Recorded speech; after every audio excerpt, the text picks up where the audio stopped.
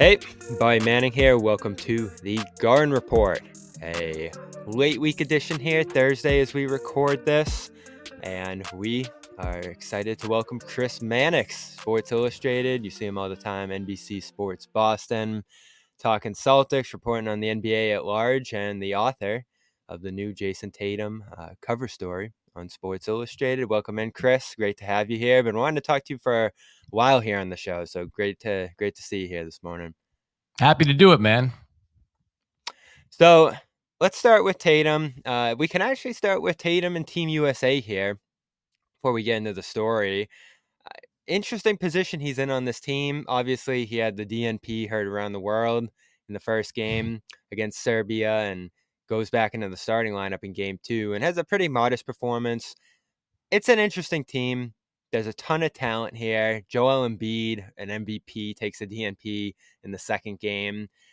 But we're in this weird position with Tatum where he's coming off the championship and this huge year for his career, where he's one of the ancillary pieces on this team, whether he's playing and taking, 4 shots in this last game here, or not playing, which I think is conceivable again at some point during this run here. It's an interesting position he's in. What have you made of the spot he's on with this roster and the DNP he took in the first game? Yeah, I think everybody on this USA basketball roster is an ancillary piece, right? Like, Yeah. aside from LeBron in the starting lineup and Kevin Durant off the bench, there's really no must have in a certain spot type of guys. And look, you're seeing that with Steve Kerr's rotations in the first 2 games of these Olympics. Like most teams in the NBA, especially, like you want consistency. Like you are succeeding if you have a lineup that's together for 70 games out of the regular season.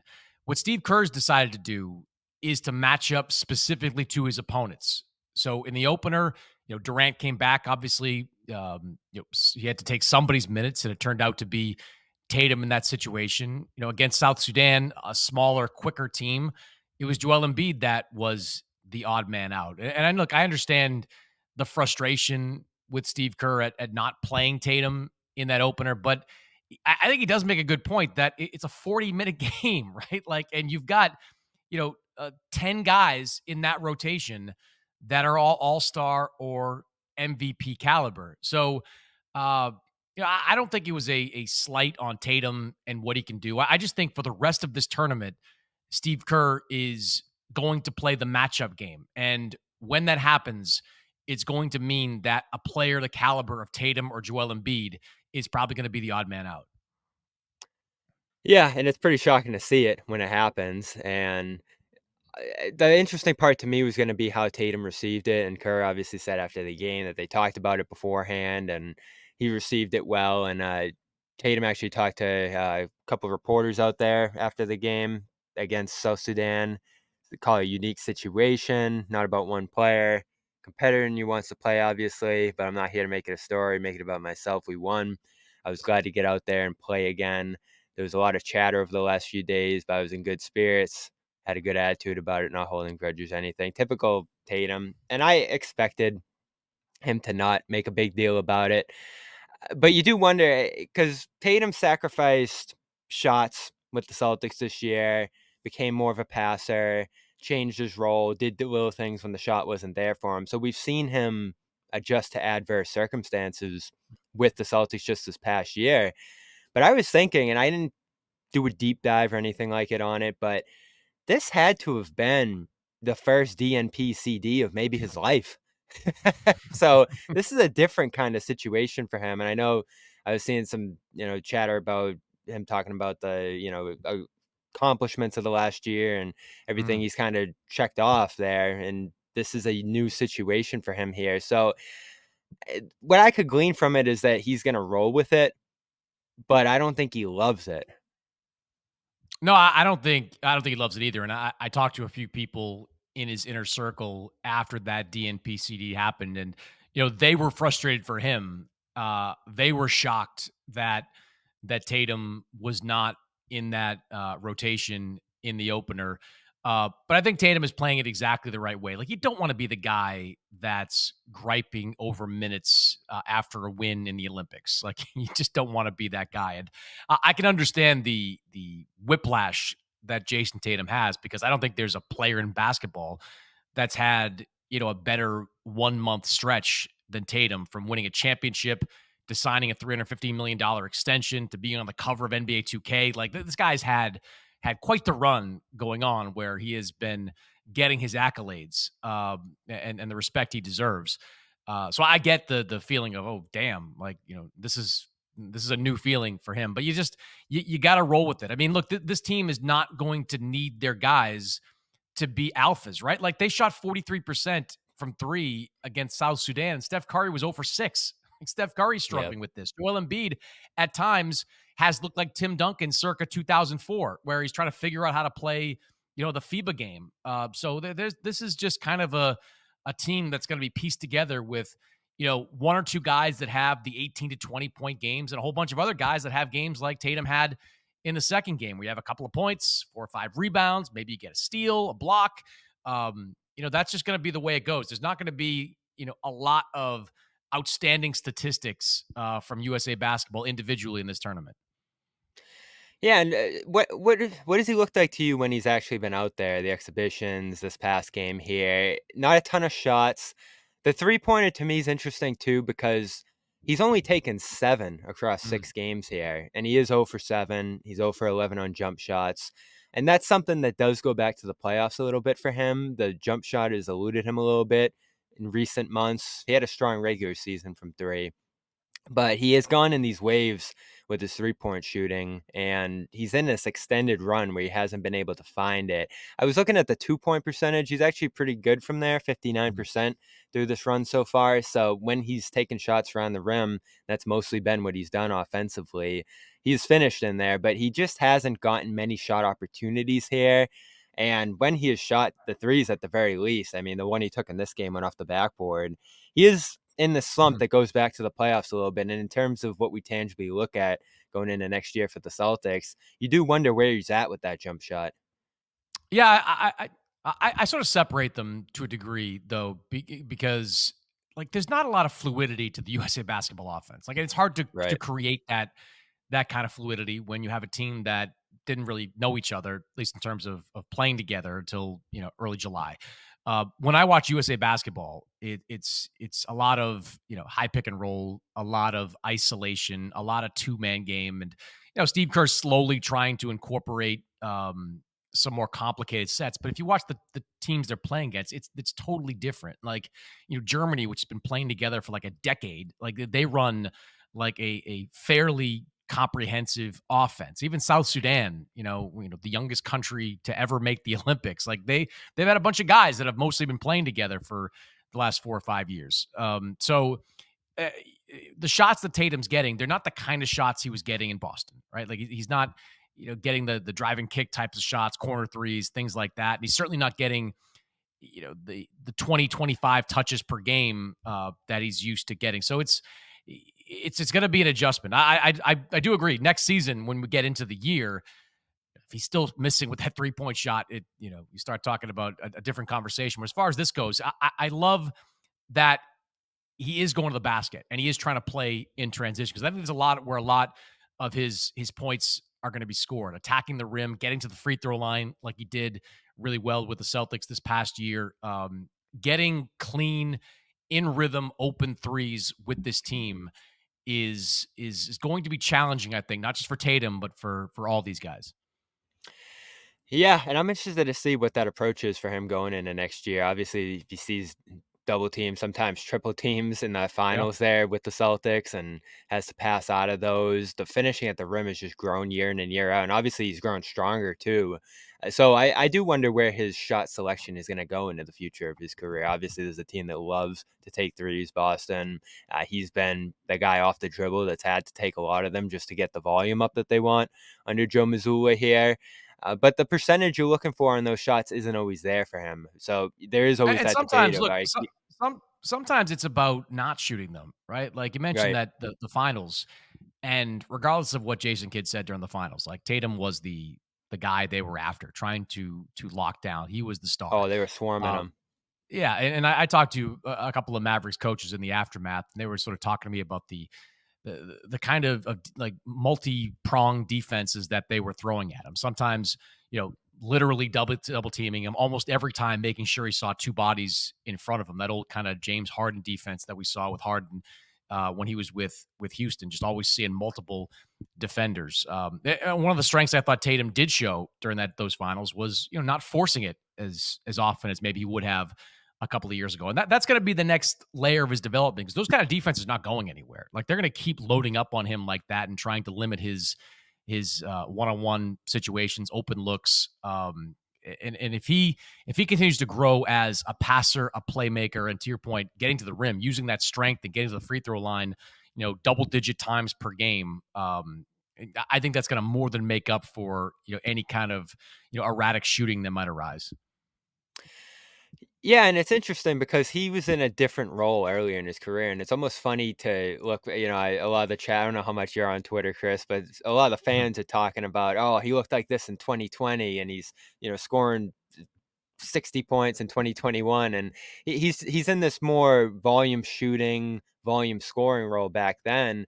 And now you look at his game, and sometimes it's more subtle, his impact on a game. And the passing, certainly in the finals, you see it there. His rebounding has grown. The defense, he's honed in on becoming a borderline all defense caliber guy. And the scoring is not as central to his impact at this point. And I know we'll get into your story a little bit, but one of the things he talks about in there is the respect of what this team has accomplished collectively, not being emulated in the awards as much. And listen, when you're going up against a Luka and an Embiid and some of these guys, Jokic, who are putting up these monumental all-time stat lines, it's tough to break into that MVP level role. And that's, why we nitpick performances like this from him here, because that's what he's trying to get to. He's trying to get to being that number one player in the league. And he's not there yet. He's on the precipice of it. But how difficult do you think it's going to be to parse his performances into the future of his career, where, like you said, he's seeing these double teams, these crowds, he has to pass a lot of the time, teams are playing him to not score. And sometimes his impact just ends up being a little more subtle there. He does have to become one of these guys that is scoring, is putting up these stat sheets at the highest level to Mhm. win MVP at this point. But to me, it becomes difficult to evaluate his game sometimes just because of the width of his impact. Like, he has to do so many things, and it almost feels like he's like a master of none sometimes, but he can do Mm. everything. So he's one of these guys, I don't know who you'd compare him to all the time at this point, but there's just so many things he does, but there's not one thing that stands out as, oh, he's the elite, he's the best at this point in his career. Yeah, I think you judge him for the next couple of years at least by team success. Like, I think his window for now of winning an MVP is probably closed because of the talent around him. Because statistically, he's not going to put up the kind of numbers that Luka is probably going to put up next year. Even Jokic, year after year, it's just they're just going to dip just enough, not enough to take him off like an All NBA first team, but enough to keep him in that 4 to 6 range on an MVP ballot. But if you're winning a championship, who gives a damn, right? Like that, Yeah. if you're racking up and succeeding on a team level, then it really doesn't matter. I mean, a guy that I think you might be able to compare him to in the next couple of years might even be Durant. Like, and when Durant was with Oklahoma or with Golden State for those few years, where they weren't MVP years, but like when it got to the postseason, that's where Durant made his mark. Clutch time moments, big shots in big games. I mean, you can say what you want about Kevin Durant, but that Golden State team is probably not winning those 2 championships without him, especially the way he played in the finals against Cleveland. I mean, he was outstanding in those performances. So I think it's overall team success and how he performs in those types of situations. If he goes through a regular season where he's a top 10 player in the NBA, top 10 player in the MVP, fine. But then he gets to the playoffs. If he's kind of the guy they can count on down the stretch to make plays and make shots, I think that's the definition of success for Tatum. There's nothing better during the summer than experiencing a sunny afternoon at the ballpark or maybe a nice summer evening, catching a ball game live in person, not streaming, not on your phone, not on the radio, not on the TV. I remember driving down from Maine every summer. It was a big deal. We get tickets to see the Red Sox at Fenway Park. And I just remember seeing the green grass as you'd walk up through the tunnel. It was like heaven. And I want you to have the same feeling. So go download the Game Time app and go see a game. Game Time is an authorized ticket marketplace of Major League Baseball, so it's really easy to use. You can get your tickets faster and easier. Plus, as you get closer to the first pitch, the prices on Game Time actually go down. They have killer last minute deals. They have the lowest price guarantee, and you can check out the view from your seats. Now, it's really easy. You just go to your phone, you download the Game Time app, you scan it, and you can see there are great seats to the Sox and the Yankees, or if you want that down-home minor league feeling, you can go see the Woo Sox or your favorite minor league club that's close to you. I go to Worcester and Polo Park. It is a great place to take the family to see a game. Very economical, too. Plus, Game Time also has great deals on the New England Revolution and Patriot preseason games. You can get last-minute deals and save up to 60% off on sports, concerts, comedy, and theater. You can save even more when you choose the section and you let Game Time choose the seats. You always get the lowest price guarantee, or Game Time will credit 110% of the difference. So take the guesswork out of buying MLB tickets with Game Time. Download the Game Time app today, create an account, and use code CLNS for $20 off your first purchase. Terms apply. Again, create an account and redeem code CLNS for $20 off. Download the Game Time app today. Last minute tickets, lowest prices, guaranteed. Chris, let's get into your Sports Illustrated story. Really cool story. I'm sure it was very enjoyable to do it. You got the photo shoot there. You got this pullout of, you're talking to Bob Cousy, you're talking to Jayson Tatum, just about this point in Celtics history here. And that is one thing that I love about Tatum is he does embrace the history. He does embrace, Max always tells us his story about how when Tatum saw the documentary about the Celtics Lakers, he was like, damn, I didn't know you were like that, Cedric Maxwell.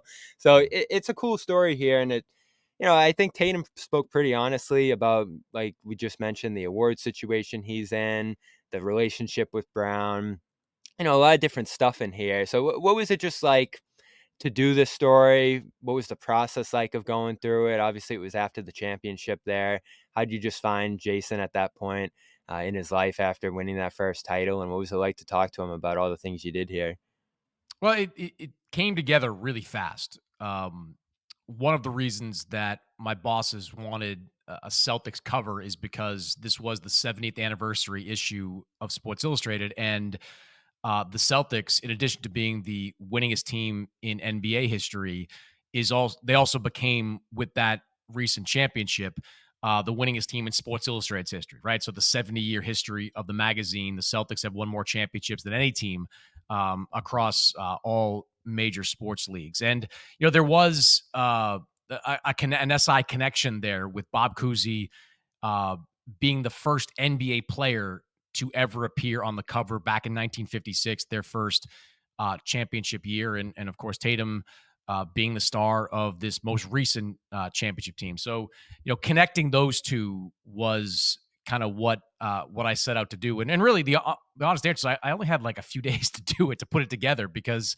the way magazines work nowadays is you got to file stories that are published in late July in early to mid to late June. So it was a fast process. And look, originally we had a couple of different ideas. We were thinking about getting Tatum and Cousy on the cover together to pose. That didn't work out for logistical reasons.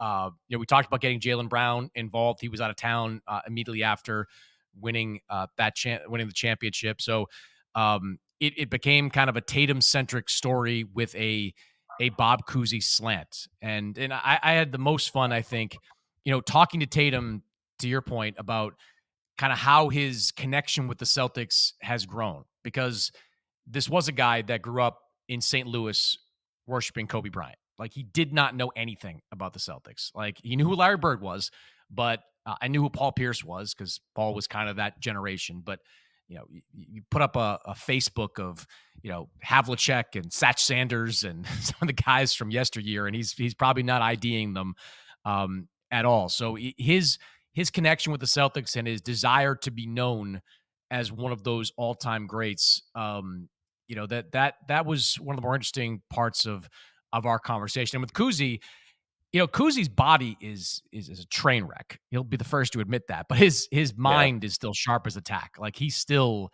has it all there upstairs. I think he's gonna be 96 in a couple of days, actually. So it's incredible that he's still as sharp as he is. And we just got into a lot of the kind of history back then of what it was like to uh to play in an era where you kind of had to have two jobs to be an NBA player. Like, Kuzi was running camps to make money in the offseason. He needed that shoe deal or the shoe money that came in. And Kuzi takes a lot of pride in kind of being the foundation for what has become of, like, the Players Association, what has become, how the money has changed over the years. I mean, Kuzi founded the NBA Players Association, and he made a joke Yeah. to me about how he's like, look, I held out at one point for $9,000 so Jaylen Brown could get his 300 million. So, Kuzi not only has pride in what he accomplished as a player, but he also takes a lot of pride in what the work he did early on to lay the foundation for the union and what it has meant to player salaries moving forward. Yeah, and you get into Jaylen Brown a little bit here in the story too. He and Tatum's relationship. It's interesting as we record this. Gordon Hayward retired today, and that was the genesis of Tatum moving into the starting lineup. Those guys taking bigger roles in their first and second years, and their partnership just vaulting from that point on. They make the East Finals that first year with Hayward and Irving out, and from that point on, it's just been winning for those two guys. And Mm. you go through these swells of, I think you've talked about it right from when Brown was drafted, this trade rumors, right from when Tatum's drafted, this trade rumors, and those guys are just dealing with their partnership on a public level through these highs and lows. 2021, it got pretty tenuous. 2022, you're saying, can they play together? And Mm. then over the next handful of years, they grow that partnership to a championship level here, and it's pretty amazing to look back on. Just being around them myself, I felt like both of them to some degree don't love talking about it just because there's been so much made of it publicly over the last handful of years, especially. But Tatum in the story sounded pretty honest in terms of, obviously the quote everybody's talking about here is him saying, he probably should have had Brown's back publicly at different points, during some of maybe those trade sagas or just different points where that relationship was being discussed. How'd that come up here? And what did you make of that comment by him here, saying that, maybe I should have had Jalen's back, of whether it was the Kevin Durant trade saga, whatever Mm. situation it might have been. Yeah, I opened the door to it. I pushed pretty hard to get an honest reaction from him on it. And look, and you've been around them as long as I have. Like, I first started writing about their relationship back in 2020 in the bubble when I was in there, and that was the first time I got to spend time talking to both of those guys about their history. I mean, look, they were like, teammates at these summer camps. They've known each other for years, and Jaylen Brown was one of the guys that pushed for the drafting of Jayson Tatum. That's a story that's been well documented. When Danny Ainge called Jaylen, said, "What do you think of this guy?" and Jaylen gave him his full-throated support. So they've always had a good and healthy relationship. What they are not, and what they will probably never be, is these thick as thieves friends that do everything together. They're just two very different guys who live their lives in very different ways off the court. That's not a bad thing, and it's certainly not something that's rare in today's NBA. I mean, not every set of great teammates hangs out on off days, but that's just the way that they are and the way that they're always going to be. And Tatum, if you ask him, and I did this, I remember back in 2020, and I did it in 2022 when I put the Celtics on the cover. Then, like, he will tell you that he loves playing with Jaylen Brown. He only wants to play with Jaylen Brown. What he hasn't done over the years, and what, as he says in the story, he regrets, is that he has been more proactive about saying that. Like, he'll answer your question about it, and he'll do it in a way that tells you that he wants Jaylen to be around. But, like, when rumors come up, he's not out there on social media or out there taking his opinion to the media that he doesn't want this stuff to happen, that he wants to play with Jaylen. That's something I think that if he could go back in time and do it differently over the years, he would do it a lot differently, because his attitude was always like, I'm just going to stay out of it. I'm going to stay above the fray here. Like, I don't need to inject my opinion into all this. I'll let the team do whatever it wants to do. But I think if he could do it all over again, when this stuff came up with Kawhi Leonard and Anthony Davis and Kevin Durant, I think he'd be more vocal about saying, like, yeah, great players, but we got a great team. We got Jaylen Brown. Our chemistry works. We're going to win together. That's something that definitely I found weighed on Tatum during our conversation.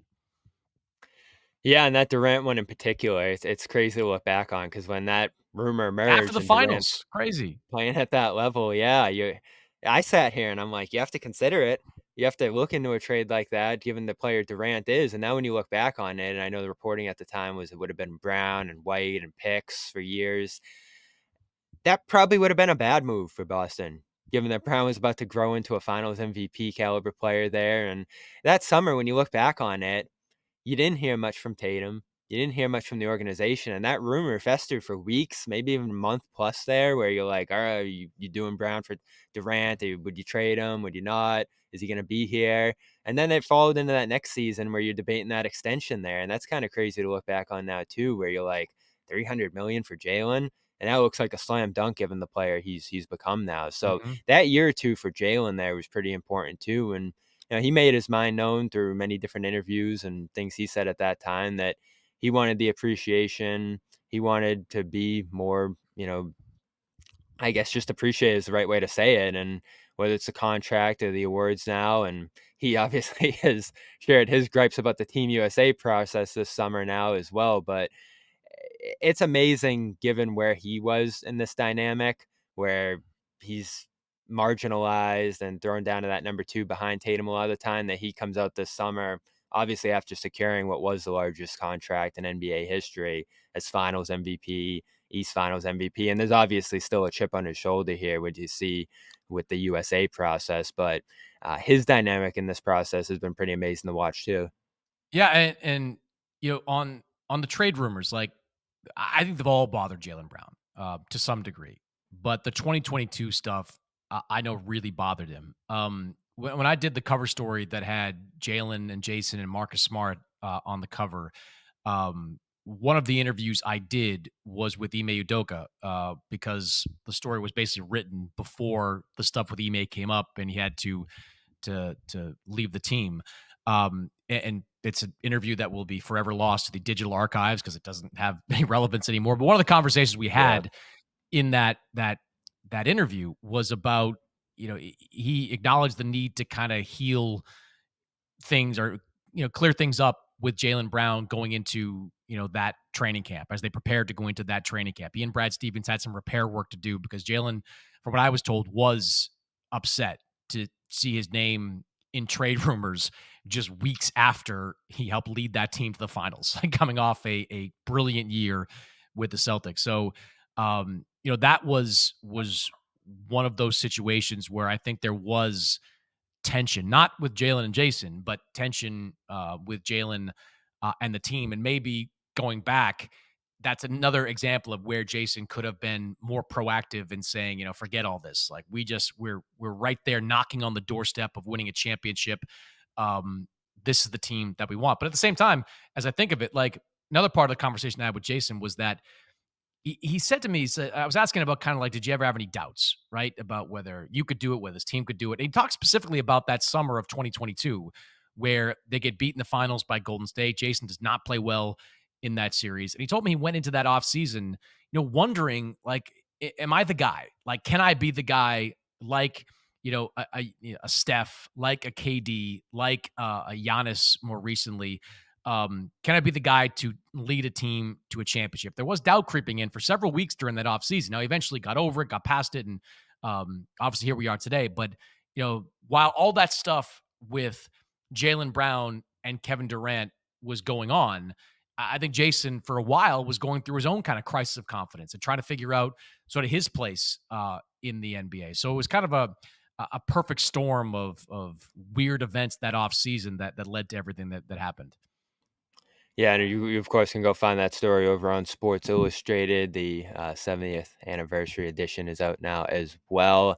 I want to get your thoughts on two of the other biggest stories of the offseason with the Celtics. Obviously, Kristaps Porzingis is going to miss a good chunk of the season here after the injury he suffered in the finals, and that game one is going to go down as maybe the moment of the championship run, the most exciting moment alongside Pritchard's half court heave and all the other stuff you saw in that series. But uh, after coming back from the injury, obviously a major fallout here where he's going to have to miss a significant portion of time. And this team affirmed itself in many ways last year. They won a ton of games with Porzingis out, but they never had to play without him for this long.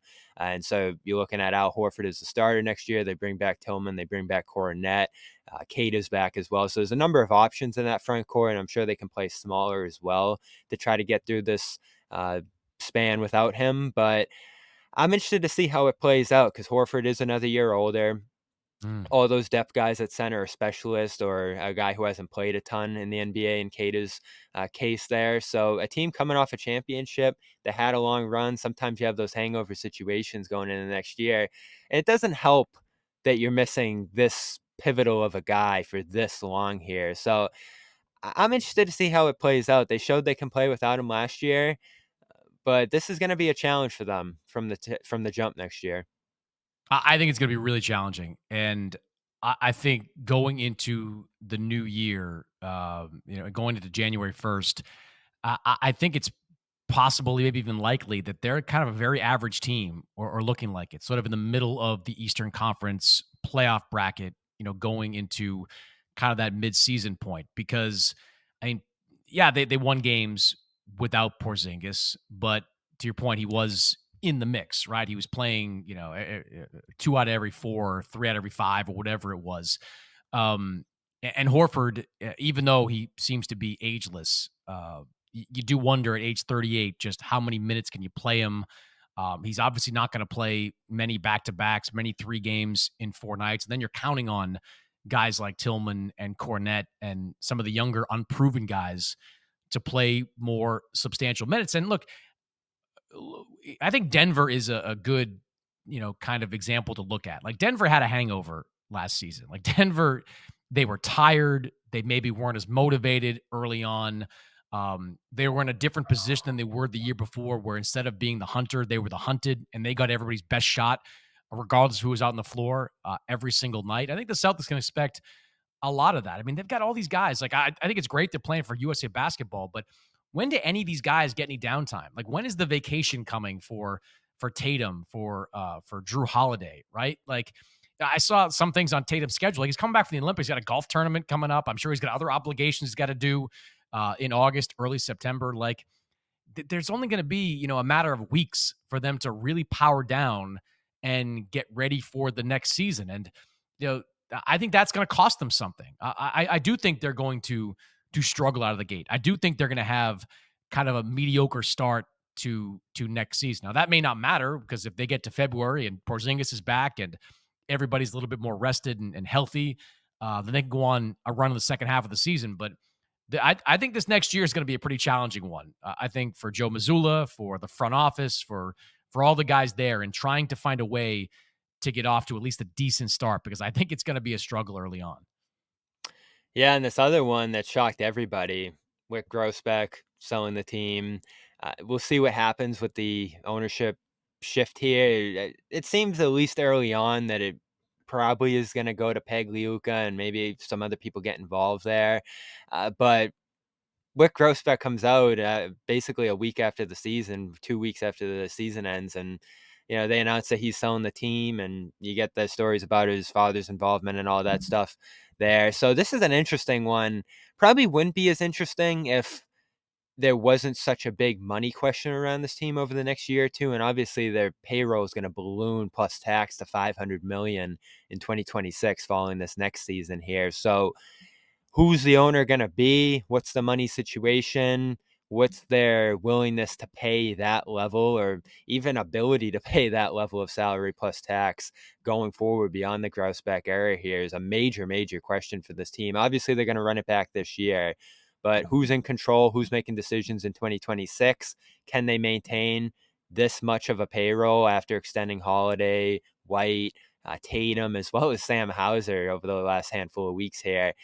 This is a big story. It might not interest people a ton in all the different things we're talking about here, but I'm just fascinated by how this is going to play out here. And everything I'm hearing is that they're going to take the money year by year and just see where they are contention-wise, regardless of where this ownership situation goes. But Chris, whoever controls the team at that point is ultimately going to make the call of how much they're spending and what the budget is going into the future. I think year by year is exactly how they're going to take it. I think the only thing that can protect this roster and keep it intact year after year is a championship.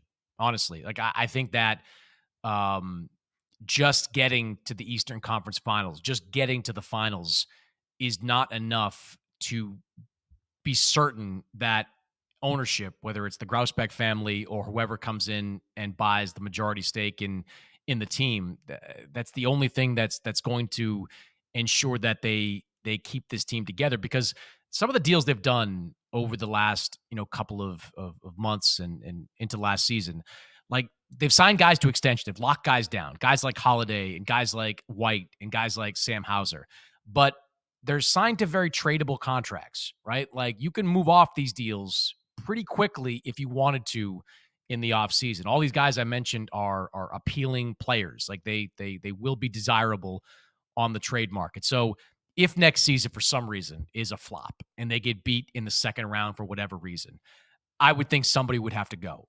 Sam Hauser, look, that's a great deal on the sort of the surface for Sam Hauser, but you and I both know that it's not in a vacuum here. Like that Sam Hauser contract, it costs a lot when it comes to tax penalties with this team. Exponentially more when it comes to tax penalties. So I think it's the attitude for the Celtics and the players in that locker room is going to have to be championship or bust. If they win a championship next year, I am certain the entire group will be run back again. Maybe you have to figure out where Al Horford's at that point in his career, what kind of contract that he'd be worth at that point. But you're going to bring back Hauser and Holiday and White and all the key pieces on that team.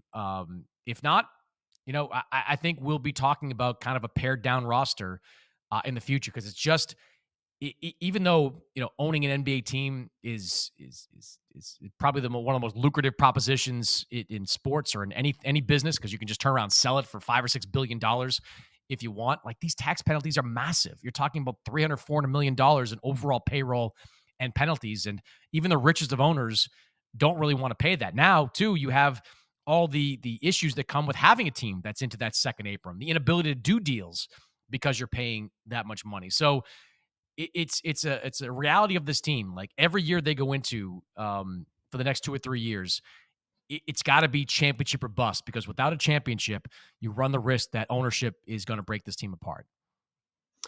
Have you heard anything about who could get involved in this sale? Is it going to be pretty similar faces, you feel like, or could there be like a big tech finance name, Bezos type coming in here Yeah. and, shocking everybody with a big, bid for this team?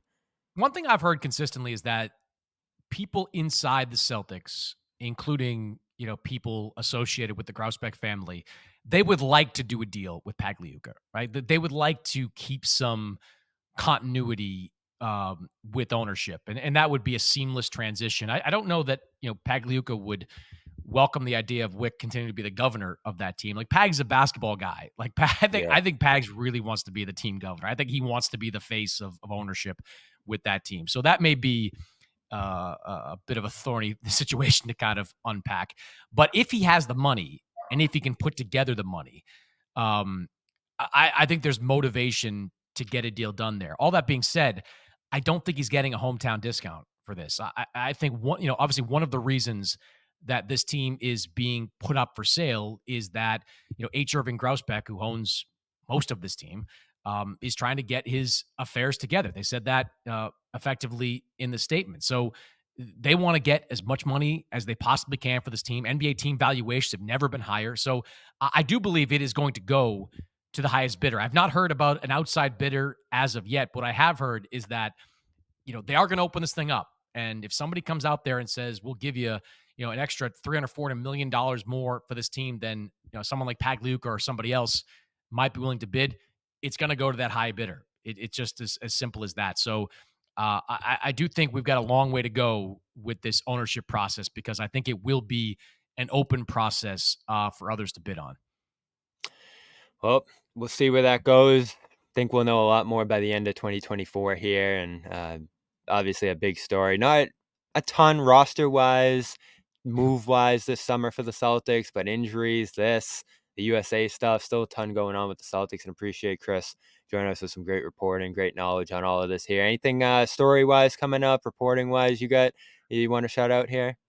No, I'm trying to take a vacation at some point, man. It's like you got all of a sudden you're into August, you're talking NBA preview issue, which is like blowing my mind that I'm already starting to get into that. But hopefully a little bit of downtime, and I do think next season's going to be interesting. I think it's a totally different challenge to go from the years they spent clawing their way up the ladder to win a championship to being the team that has a championship and trying to defend it. It's challenging. Fortunately for them, they do have. You got Drew Holiday who knows kind of a little bit what that's like. You've got some guys there that have a little bit more experience, but I don't know. I think it's going to be there's going to be some rough nights next season with the Celtics, especially in the first couple of months while Porzingis is out.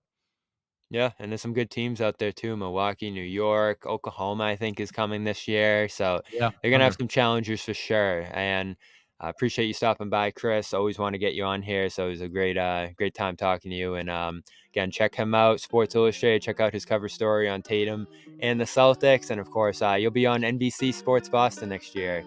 As always, appreciate it, Chris. Good talking to you here. You got it, Bobby. Anytime.